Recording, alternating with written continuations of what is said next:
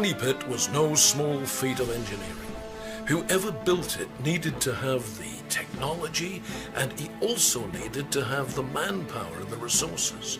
It would have taken at least 100 men several months to complete the Money Pit.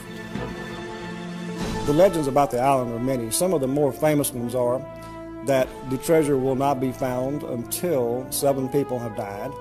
As of to date, there have been 6 killed in the search. Perhaps the most famous legend is that no one will find the treasure until every oak tree on the island is gone. As of right now, there's one. What treasure is large enough to bring a young Franklin Delano Roosevelt to the island with a pick and shovel in hand? Or cause the great matinee idol Errol Flynn to leave the luxury of Hollywood for the cold and mud of an obscure island? Is this the repository of the world's greatest single treasure, or just some 18th century engineer's idea of a practical joke? Just off the coast of Nova Scotia lies a tiny blip of land called Oak Island.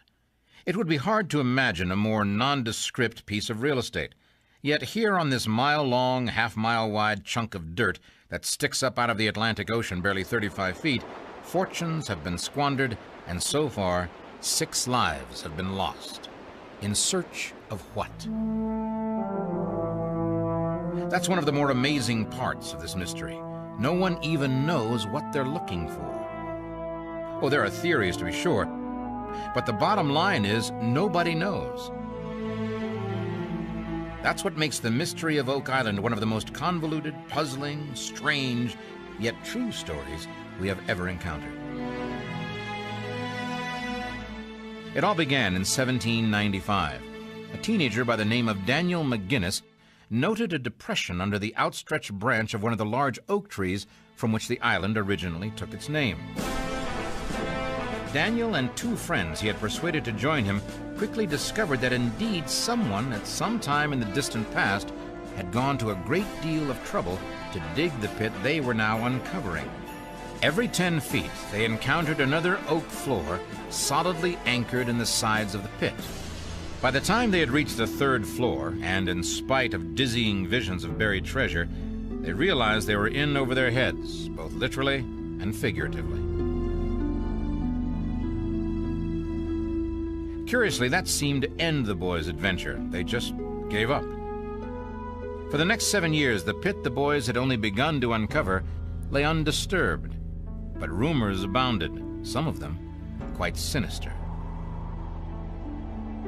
There was talk of a curse on Oak Island, which might not be as far-fetched as it sounds when you begin to learn a bit about the island's tragic history.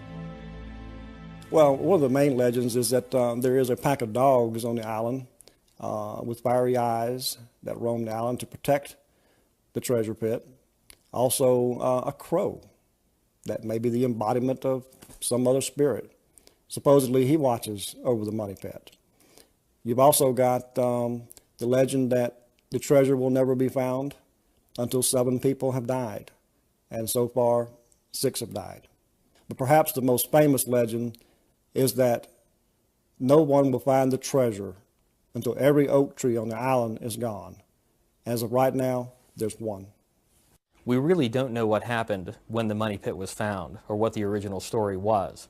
Over the last 200 years, folklore has intruded to change the story dramatically, to the point where it's very difficult to separate fact from fiction.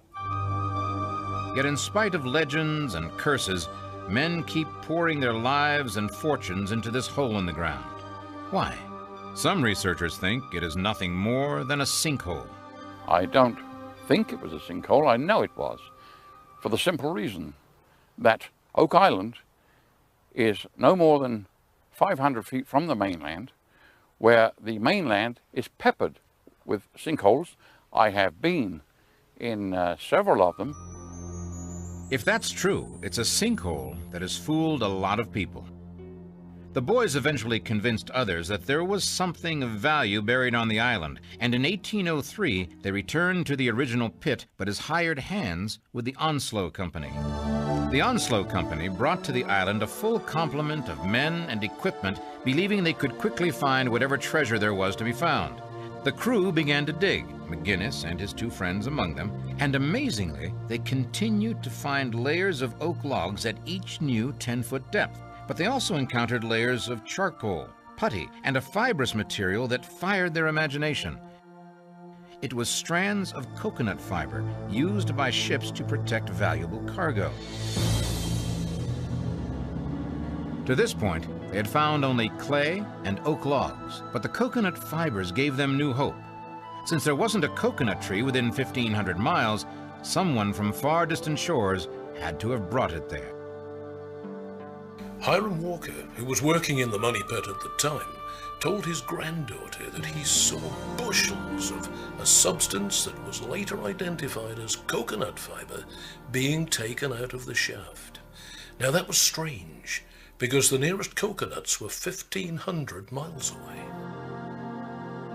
Here too, at about 90 feet, they uncovered a large flat stone with 2 lines of strange geometric symbols inscribed on it.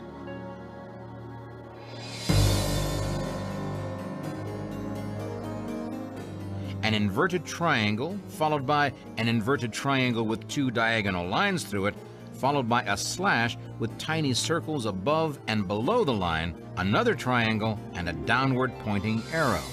The inscription was shown to a language professor at the University of Halifax, who translated the markings as saying, 40 feet below, 2 million pounds are buried.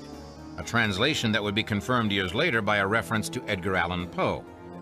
But that was not the only translation. The writing, translated to the English, is from the writings of the Coptic Christians. Now, the Coptic Christians were very early Christians, and they were lineally descended from the ancient Egyptians. The inscription is translated by Dr. Barry Fell, and it reads, "The people shall not forget the Lord. To offset the hardships of winter and the onset of plague, the Arif, he shall pray to the Lord." Now, and Arif was a sub-priest in the Coptic religion. Harry Marshall, who helped to carry the stone out of the shaft, said it was not like anything he'd ever seen in Nova Scotia. In fact, he thought it was a form of porphyry. Not very common, but you can find it in Egypt. Is it really possible that Egyptians reached North America in the distant past? How did a rare kind of rock found almost exclusively in Egypt find its way to Oak Island and into this enigmatic pit? The questions without answers keep mounting, yet it is only now that the mystery of the island really begins. When the Onslow Company reached the 110-foot level, an iron rod was used to probe beyond the log floor, but it would only go about a yard before it hit wood of another kind. Could it be the treasure chest? By the time they struck the object, it was too dark to work, so they quit for the day, believing that in the morning the treasure would be in their hands. Oak Island is in roughly the shape of a peanut, narrowing down to 400 yards at its narrowest point. The pit, now being called the Money Pit because of the many legends of pirate treasure that are part of the folk heritage of that area, lies just a few hundred yards from the shore near a small bay on the narrow end of the island. This proximity to the ocean seemed of little consequence as the men returned to the pit the next morning to claim their hard-won prize. Imagine their surprise and disappointment when they discovered the pit was filled with about 60 feet of water. Disappointed but undaunted, the men began bailing the water out with buckets, but it soon became apparent they were making no progress at all. They might as well have been trying to empty the Atlantic Ocean, which in fact they were, even though they didn't know it at the time. They even tried dropping a heavy-duty pump into the pit, but when they turned it on, it burst before the water even reached the surface. Then someone noticed that the level of water in the pit raised and lowered with the tide. Somehow, the hard clay of the island that had kept the Atlantic Ocean at bay for eons had sprung a leak. Without knowing it, the Onslow Company, in its efforts to get to the bottom of the puzzle, had broken a very old but very effective hydraulic seal. When they removed the tightly fitted oak platforms, especially the one just below the strange stone with its enigmatic message, some unknown mechanism let in the ocean. Others would later discover that it was planned that way, and with considerable genius. But at this point, the lure of the treasure just seemed to grow as the complexity of the task of obtaining it grew. Surely no one in the 17th or 18th century would go to all this trouble for a few gold doubloons and a box of jewels. Whatever was there must be of immense, perhaps even unmeasurable value. What could be at the bottom of this water-filled hole in the ground? Could there be some rare Egyptian treasure hiding in the depths? Or could it be that whoever designed this seemingly impenetrable scheme put something there that was never meant to be recovered?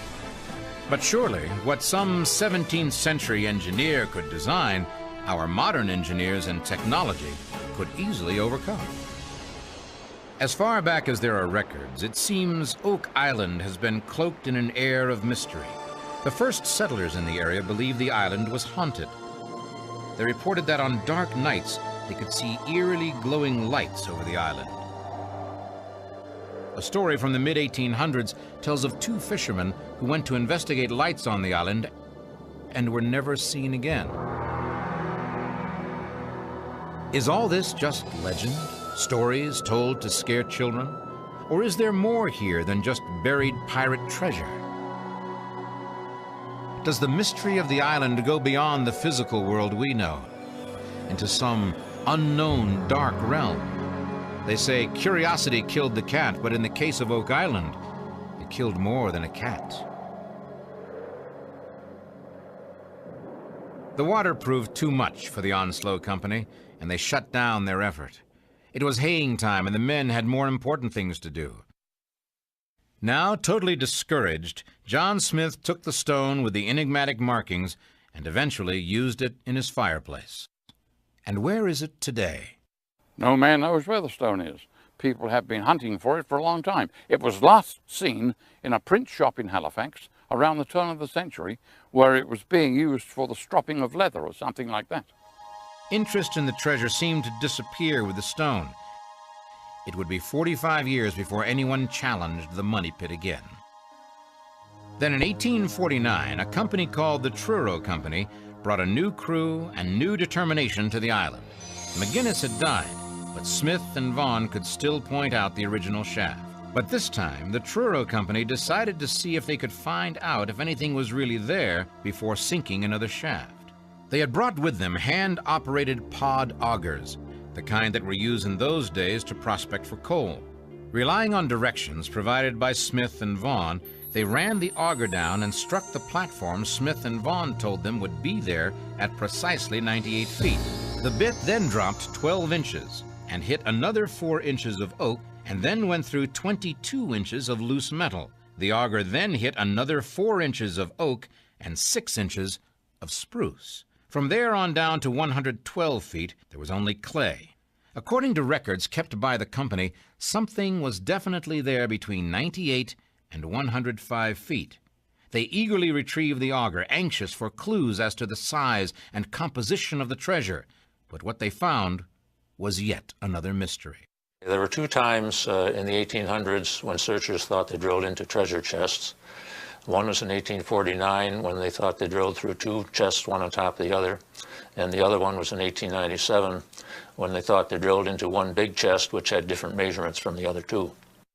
The auger did bring up 2 pieces of gold metal, very much like the links on a watch chain.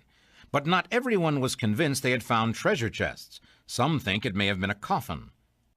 In my opinion, these 2 pieces of metal that were taken up in their core possibly, not probably, but possibly came from chainmail armor that the Arif may have been using. Because chainmail armor in those days, and before, 1,000 years before, was still quite popular. And they probably dressed him up after he died in chainmail armor and put him in his final resting place. It might indeed be possible to imagine the pit as nothing more than an elaborate tomb for some ancient religious leader. But there's more, much more to the story. A subsequent bore brought up something that was a complete surprise, a piece of sheepskin parchment with the letters V and W on it. The Truro Company believed they had encountered a vault containing a wooden box or boxes of some kind. This box, if it exists, is between the 154 and 161 foot level and is reputedly the place the augur found the parchment. But 10 feet below that, according to the company records, is an impenetrable iron plate. Who could have built such an ingenious masterwork? And what treasure could justify such an enormous effort? Gold, jewels, money? And what about the strange piece of parchment? When Dr. Burrell Ruth, a professor at Iowa State University, heard that parchment had been found in the money pit, he predicted that mercury would be found there too. Dr. Ruth, a chemical engineer, was an avid subscriber to the theory that Shakespeare was just a front, that it was actually Sir Francis Bacon that wrote the plays and poems attributed to Shakespeare. And Bacon had written on several occasions that mercury could be used to preserve almost anything of value, including manuscripts. So when Ruth heard about the piece of parchment that had come out of the pit, he concluded that this must be the repository Baconian scholars had been searching for centuries. Ruth thought it entirely possible that a hoard of manuscripts would be found there that would prove once and for all that Francis Bacon was in fact the author of the so-called Shakespearean works.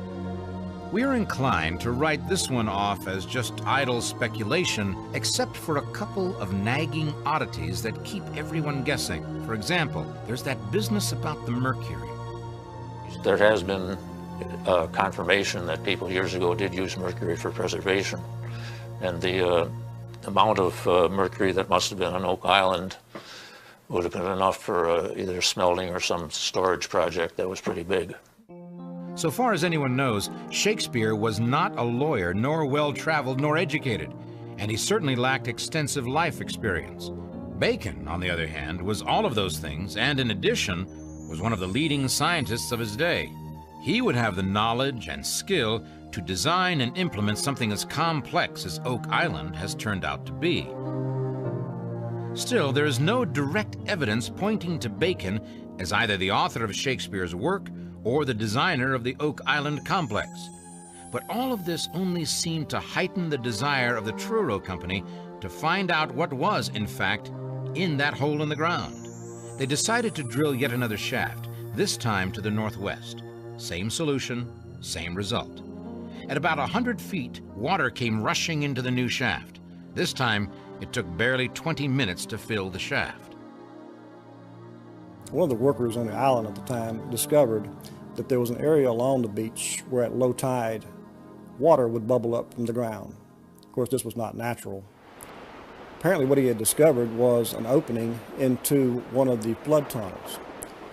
They started investigating along the beach. They found that underneath the rock and the sand, there was a layer of eelgrass and coconut fiber, apparently set there to use as a filtration system. They went ahead and built a dam, a rock dam called a cofferdam. This held back the tide, and they were actually able to dig up the beach. As they did, they discovered that there was a series of box drains, approximately 8 inches in diameter. These box drains were like the fingers on your hand. They formed a fan.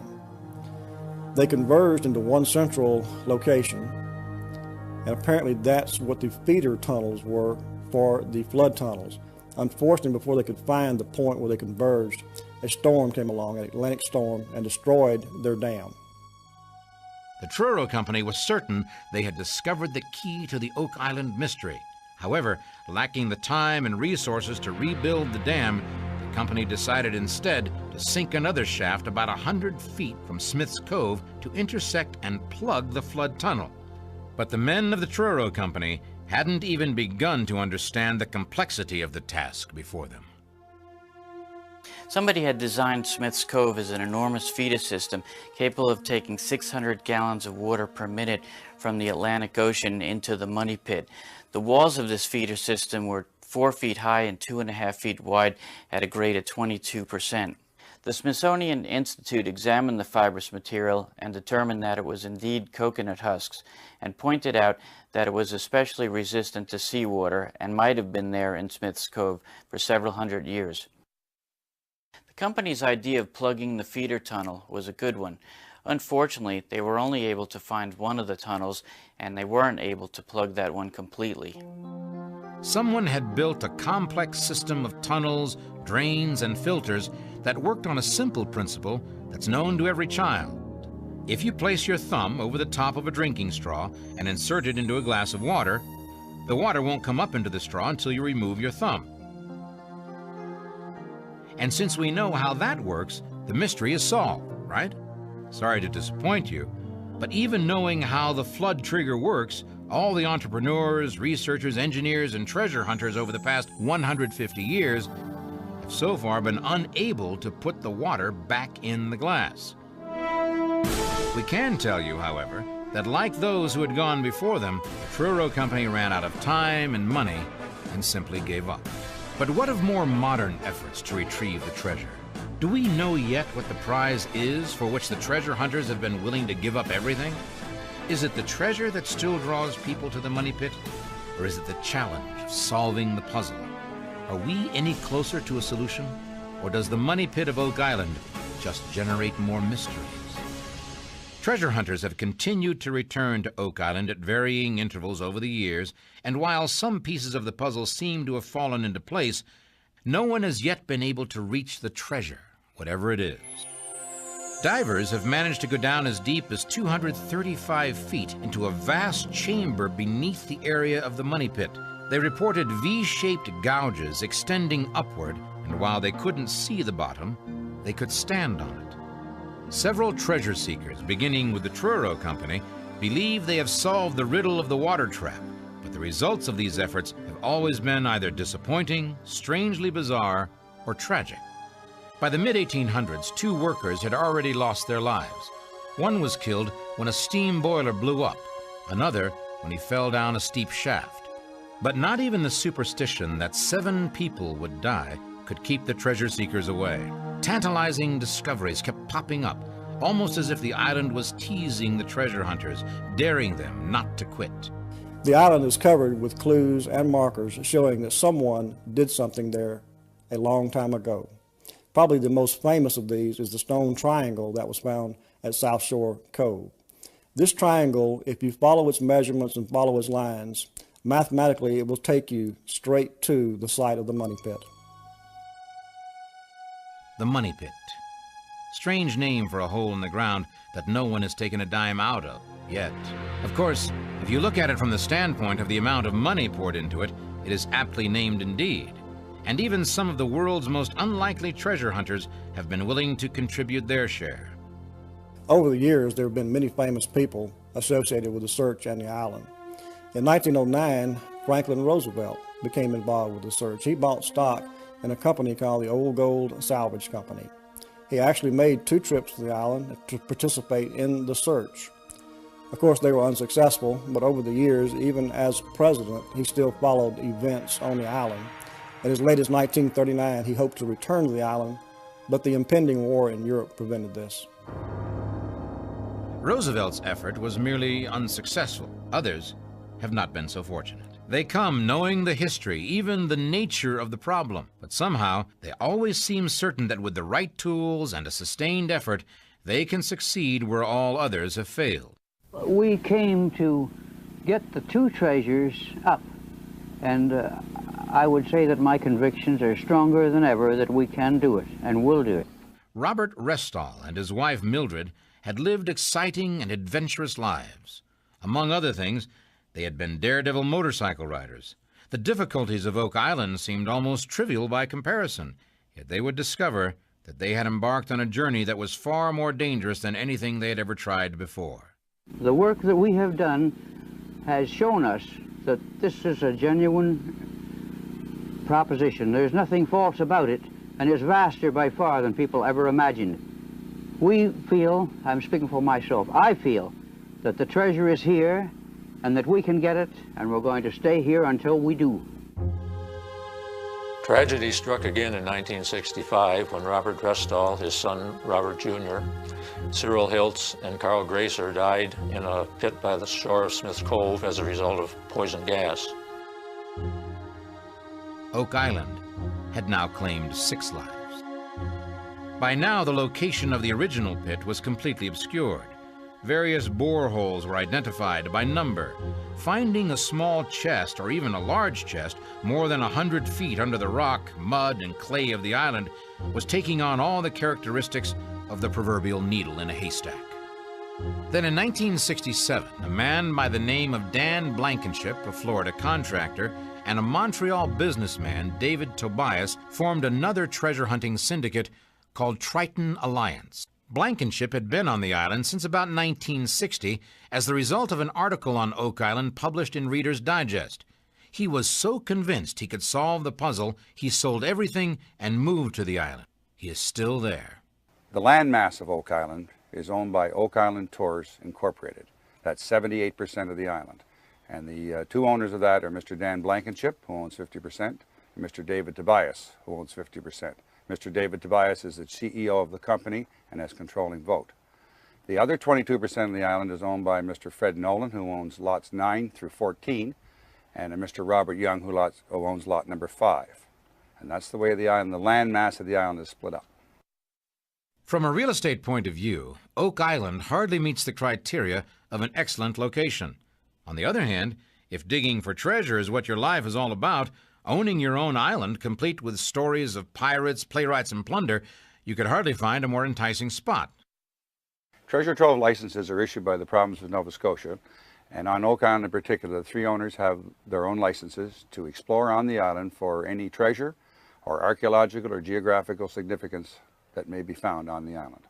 Most of the exploration in recent years has been carried out by drilling for core samples, and the core samples are looking for indication of deformities in the surface of Oak Island, and as a result of that, there have been metal findings, there's been wood findings to indicate shafts, and there's also been findings of coconut fibers, which are not indigenous to this area, and this supports some of the theory of the treasures that are supposed to be hidden in Oak Island.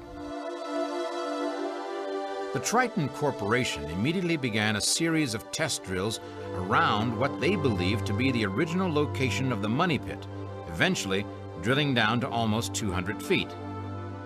And here, if you'll pardon the pun, the mystery deepens. The drill plunged through into a cavern in the island's bedrock. Somewhere in the distant past, a significant underground project seems to have been carried out under the island. And as always, the elusive question, why? Over the years, the search has evolved around 2 locations, the actual site of the money pit, and also 140 feet northeast was the site called Borehole 10X, which was an exploratory hole dug by Triton Alliance back in the 1970s. From this, they made some pretty amazing discoveries. At the bottom of this shaft, which is 230 feet, a chamber was discovered, a water-filled chamber. A camera was lowered into the water, and it sent back images that appeared on the monitor to be a human form.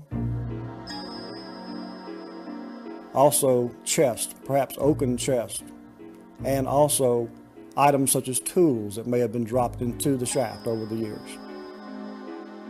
The question of who could have built this astonishing masterwork was beginning to take on major proportions. The answer to that question just might provide the answer to what, if anything, was there. That conclusion appears, on the surface at least, to be what drives the ongoing search, in spite of a string of spectacular failures, stories of curses, and the simple fact that not so much as one thin dime has ever come out of the so-called money pit. Yet all this seems to have had no effect on the treasure seekers at all. It's not so much the treasure that draws people to Oak Island as the mystery. Just about everyone who is involved in Oak Island at present is more interested in learning the answers and the solution to the mystery than getting rich by selling treasure. For over 200 years, men and machines have been trying to discover the answers to these questions. With ever-increasing determination and the latest technologies, experts in various fields of endeavor have put everything they have, including their very lives, into solving this puzzle. The last 10 years has been a relatively quiet period on the island. Probably the only thing of significance was in 1995. We did have a team from Woods Hole Oceanographic Institute, the same people that were involved in locating the Titanic. They spent 2 weeks on the island. Their survey of both the island and the bay surrounding the island certainly did nothing to discourage us that a treasure does exist on Oak Island. The most recent activity on Oak Island was in 1999, and we had a private company come in under contract with Oak Island Exploration Company, and they did drilling and core sampling to find any voids that may have been in the earth. This would indicate that some of the voids would be attributed to shafts, etc. That would indicate that there was some treasure or something hidden down there at one point in time. Could it be that the answer will be found by digging into history rather than digging on the island? Will finding out who was there and when tell us what might still be there? Is it possible the riddle was solved nearly half a century ago by a 4-year-old girl? Certainly one of the driving forces that keeps the Oak Island quest alive is the strange inscription on the stone discovered at the 90-foot level by those first diggers. In 1987, a retired senior editor of the National Geographic made an identical translation to the one provided by the Halifax University language professor. The editor said he simply applied Edgar Allan Poe's translation system from the gold bug. The symbol appearing most frequently will be an E, since that is the most frequently used letter in the alphabet. Here, it would be the 2 dots stacked vertically. The second word, then, is blank E-E blank. In a buried treasure, that can only be feet. We now have the symbols for F and T, which are also in the first word, obviously a number. The word 40 fits the letter placements, which now give you O, R, and Y. 40 feet below, and so on. That would seem to work. What's more, the message, along with the method of coding, strongly suggests a pirate treasure. But did pirates have the technology it would require? Could they get along with each other long enough to complete any sort of building project, let alone something as complicated as the money pit? Perhaps they were more resourceful than we have been led to believe. And there are other clues that have a pirate's touch. There are those stones in the shape of a large triangle that were discovered on the south shore, pointing like an arrow toward the treasure. But what if the copy of the transcription on the stone is a hoax? There's actually no evidence available to support any interpretation of the inscription because we don't have the actual inscription. It was never written down. It was lost before it was ever created on any documentation. I believe that the actual inscription we have today is a forgery created by a later writer. What if Harvard professor Barry Fell had the correct translation? What does that tell us is at the bottom of the money pit?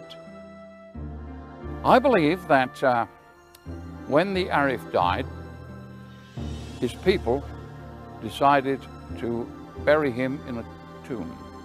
They found a very huge pit. It was 100 feet deep, and they just kept away from it. It was a sinkhole.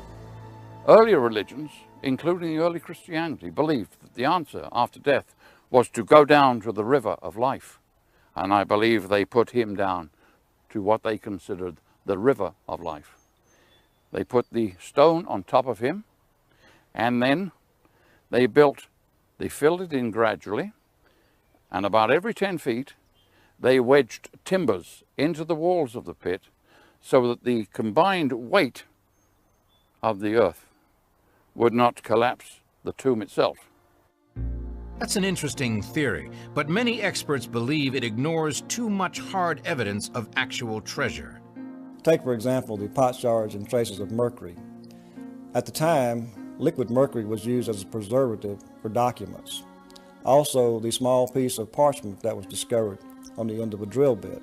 If you were really intending to bury a treasure and have no one else ever find it, why would you leave so many surface clues? The original builders left a noticeable depression in the earth.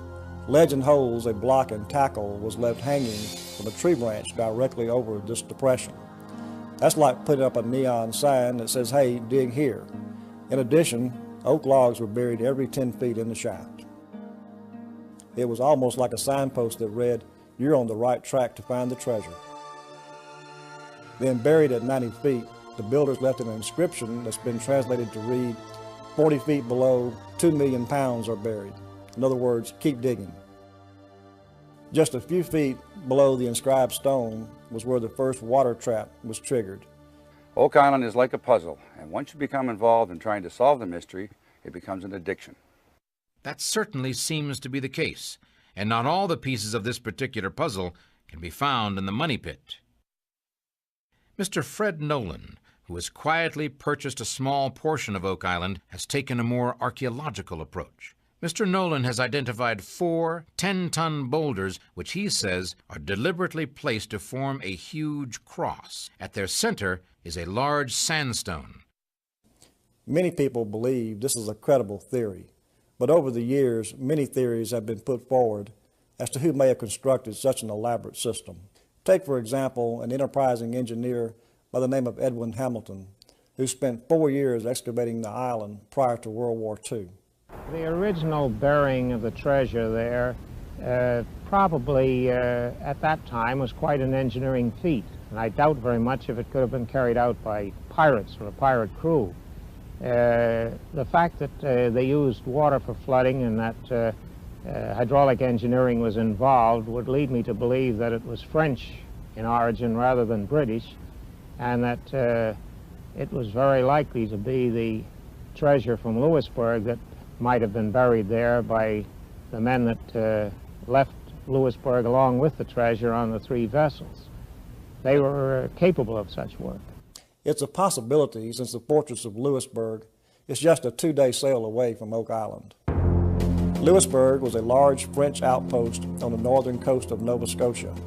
It served as a challenge to British colonialism in the New World. At one time, it was the 3rd largest seaport in North America, behind Boston and Philadelphia. But the fortress fell to the British in 1768.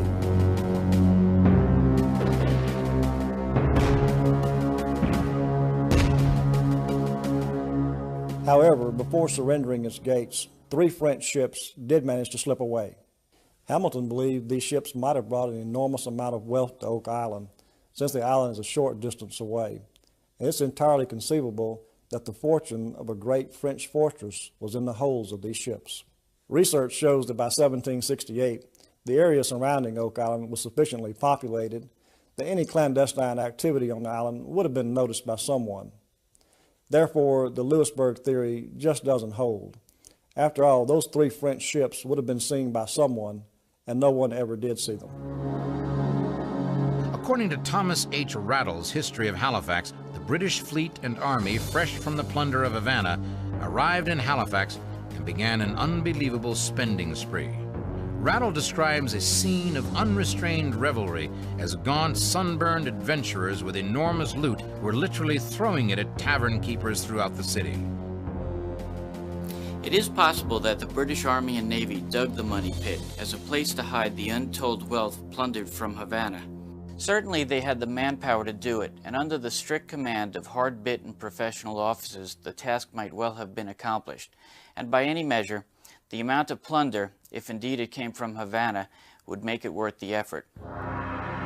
Still, there is nothing to confirm that the British soldiers ever left the taverns of Halifax in order to go dig pits and tunnels on Oak Island. Or is there? In the late 1930s, a 4-year-old girl named Peggy Adams, who lived on the island with her parents, claimed to have seen something very strange. Mama, come and see! Come and see! Honey, stop shouting. What are you talking about? Come with me, Mama. Wait. I'll tell you. They're right here, Mama. Soldiers in red coats. Red coats?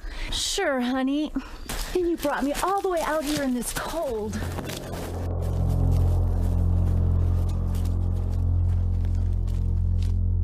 Peggy Adams never backed away from her story. In fact, the way she told it, she seemed to be describing a large number of these soldiers. Her parents, of course, were having none of it. Then some years later, on a trip to Halifax, Peggy's mother took her to visit the Citadel there, which includes a museum. That's them. Those are the men I saw.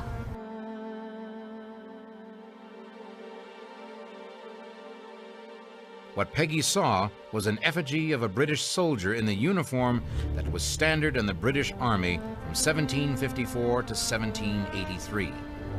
Could it be that a youngster of 4, innocent of greed or avarice, actually witnessed a ghostly watch that returns from time to see if their plundered treasure still lies safely at the bottom of the money pit? Too far out? Probably. But remember, in over 200 years, and in spite of the expenditure of tens of thousands of man-hours and millions of dollars, scientists and scholars have yet to come up with anything that is any more conclusive.